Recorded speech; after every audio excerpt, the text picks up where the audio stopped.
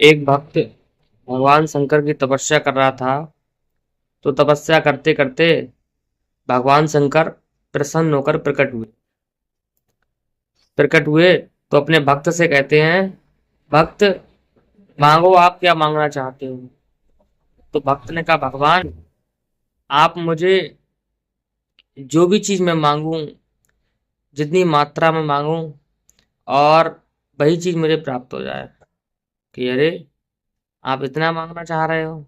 कि हाँ। कि ठीक है, आप जो मांगोगे वह मिल जाएगा, लेकिन पड़ोसी को आपके डबल मिलेगा। तो भगवान इतना कहकर अंतर ध्यान हो गए। और वह व्यक्ति अपने घर आया तो उसने कहा, हमारा मकान बन जाए। तो पड़ोसी के दो मकान बन गए। दो मकान बन गए। इसने कहा कि हमारी एक फोर व्हीलर गाड़ी आ जाए। तो पड़ोसी की दो आ गई। अब ये जो भी चीज मांगता था उसका डबल होता था।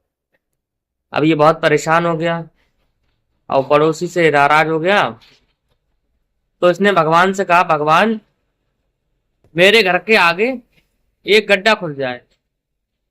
तो भगवान ने कहा, आप गड्ढा क्यों खुदवाना चाहते हो? तो भगवान ने कहा, खुद जाए। अब एक गड्ढा खुद गया तो पड़ोसी के आगे दो खुद गए। अब ये बहुत परेशान कि अरे, मेरा पड़ोसी बहुत बढ़ रहा है, बहुत ऐसा हो रहा है, बहुत पैसा हो रहा है। फिर क्या हुआ? इसने कहा कि मेरी एक आंख फूट जाए। अब भाई पड़ोसी के तो दोनों फूट गई। अब दोनों आंखें फूट गई। बहुत खुश हो गया ये। तो लोगों की ये भावना होती, इसलिए लोगों को अपनी भावना बदलनी चाहिए, किसी से जलना नहीं चाहिए। सबको सन्मति दे भगवान, ईश्वर, अल्लाह तेरो नाम। धन्यवाद।